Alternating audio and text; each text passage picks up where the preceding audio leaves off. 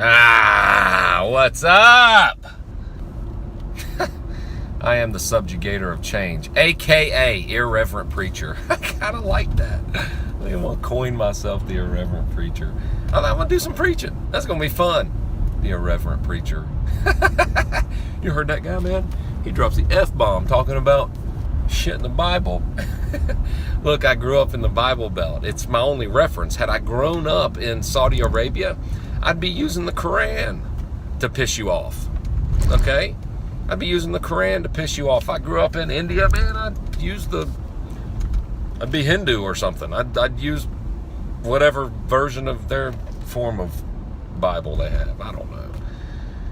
If my parents had been Satanist, I'd be reading from Anton LaVey's book, right?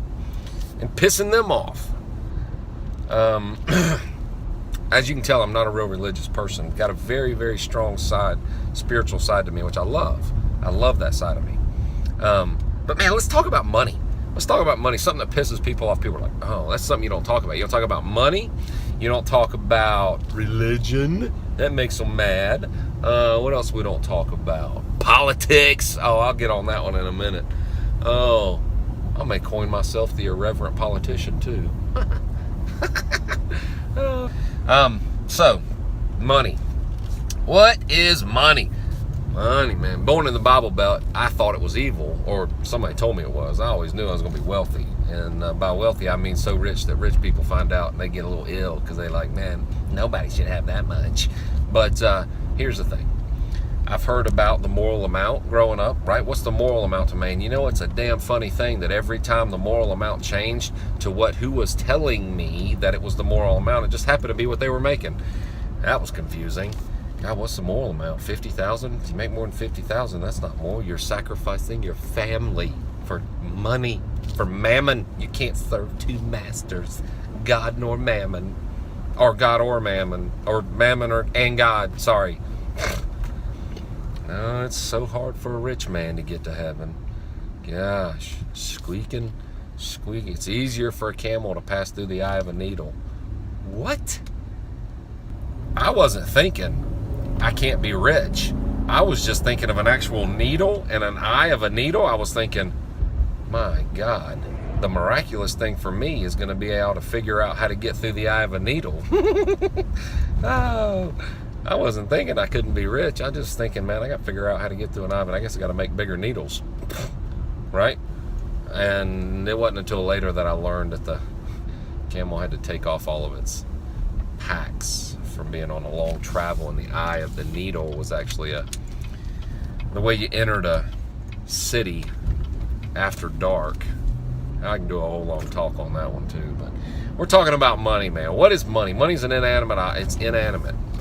Right, it takes on the spirit of the possessor. So if you're a good person, money in your hands is good. You are the master. And I would venture to say if you are the master of money, then you are good. If money is your master, then you are bad. And I think that's where that verse, the love of money is the root of all evil. Because here's the thing. I don't love money, I love myself. What? Yeah, we'll get into that too. That's another whole topic. Loving yourself. You can't love other people, you altruistic fool. You can't serve other people truly. You can't truly have happy relationships if you don't love yourself, period. I'll get into that on another one. But money. People talk about, will you pray for me? Will you pray for me? I can't pay my bills. Will you pray for me? There's a reason why there's 2,500 verses on finances and only 500 on prayer. It's because your ass needs to make some money, right? It's important. It is the mode of how things operate here on this earth. It's very important. Now, is money on my top 10 list? No, it's actually not. But it does rank up there right next to air. And air allows you to breathe so that you can do things for others, allows you to have life. Money's the same thing. Money allows you choices so that you can do for others. You can do for yourself too. Here's the thing, you got to love yourself. Money is vital. So quit thinking there's a moral. There is no moral amount. Here's the thing, you can't think that a certain amount will make you happy though, because it won't. You'll get there and it's a little empty. So I never tie my happiness to what I'm making.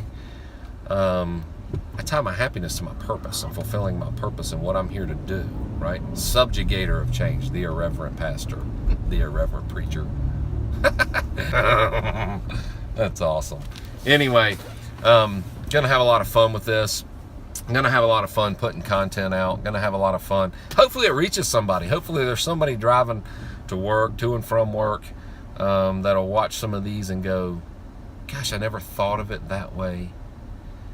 Because at the end of the day, the only thing that matters to me is that I get to reach you. Were you able to change you and have a better life? I don't ever even have to know it, right? I don't have to be your guru or your mentor or anything like that, right?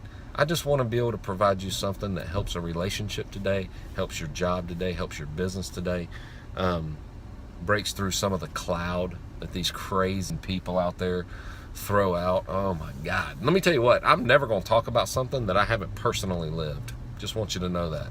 Never going to talk about it. Next one coming at you will be on love.